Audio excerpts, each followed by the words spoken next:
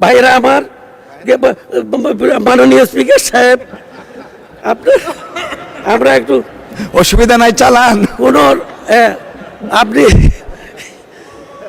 প্রত্যেকটা জায়গায় family card, কৃষি কার্ড, সকল কার্ড দিতে দিতে মানুষ মনে করেছে আমাদের জন্য এই বাজেট, তারেক সাহেব বাজেট করতেছে। এই জিনিসটা সকল গ্রামের মানুষেরা জেনে ফেলেছে, কিন্তু আমরা এখানে বসে ঝগড়াঝাটি করছি। এই বাজেটটা অত্যন্ত চমৎকার বাজেট। এত চমৎকার বাজেট আমি খুব কম দেখেছি। উনারা বারবার বলতে থাকেন এই বাজেট নাকি গরিব মারার বাজেট, এই বাজেট কোনো কিছু নাই, এরকম বলতে থাকেন। আমি যতটুকু মনে করি বাংলাদেশের বাজেট প্রক্রিয়া যেভাবে হয় সেভাবেই এই বাজেট হয়েছে সুন্দরভাবে। জনাব আমির খসরু মাহমুদ চৌধুরী অর্থমন্ত্রী এবং আমাদের ক্যারিসমেটিক লিডার জনাব তারেক রহমান সাহেব, মাননীয় প্রধানমন্ত্রী সহ সকলে বসে এই বাজেট অত্যন্ত সুন্দরভাবে প্রস্তুত করেছেন। সবচেয়ে খুশির খবর একটা জিনিস, এই বাজেটে কি কি করা হবে প্রত্যেকটা জিনিস কিন্তু গ্রামের মানুষেরা জেনে ফেলেছে। কিভাবে জেনেছে?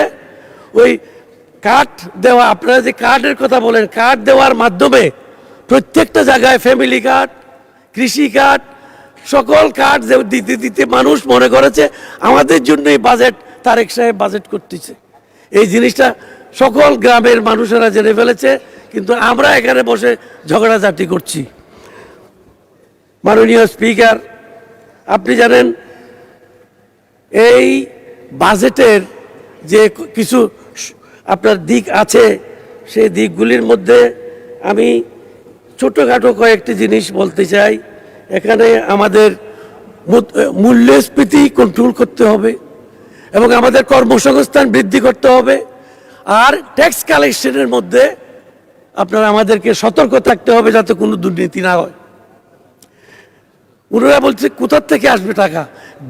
ব্যাটের সম্প্রসারণ করা হচ্ছে, তো আমরা তো সম্প্রসারণ করছি ব্যাট নেওয়ার জন্য, বিভিন্ন জায়গা থেকে ট্যাক্স আসবে, ট্যাক্স নিতেও দেবেন না, আবার ডেভেলপমেন্টও খুঁজবেন, চারিদিকে করলে তো হবে না।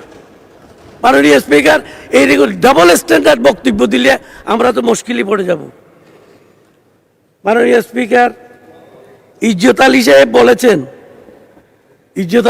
বলেছেন এখানে 30 লক্ষ কোটি টাকা আপনার ঋণ নিয়ে আমরা এই বাজেট করতেছি।